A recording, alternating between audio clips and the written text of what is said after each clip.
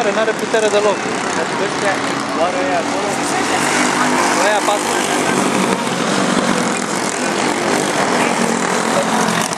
Da, e de fapt 3, că unul a mușcat din cașcaval, știi? Bastard. De fapt a locul 4, nu pe 5.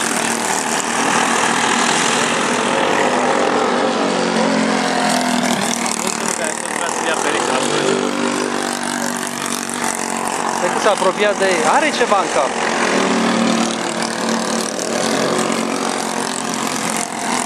Ce le-a făcut slow? N-am văzut. Da, e gata. Da. Il commence à rentrer le garage, à payer 150 piastres par semaine pour avoir un char qui s'est payé Ai văzut ce... Dar e în apelea putere. Erau mai am 4 el și vreo ceilalți.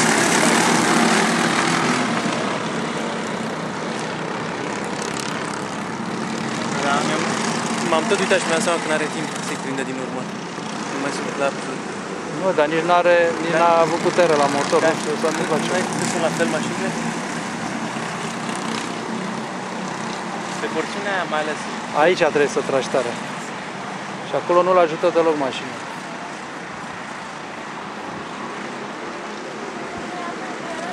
Hai să mergem.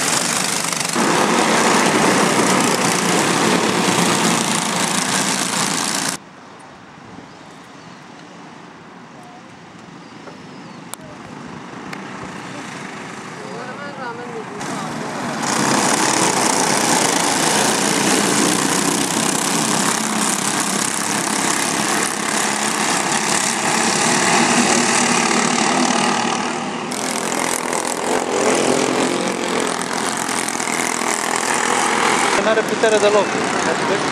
Oare aia acolo? Aia 4.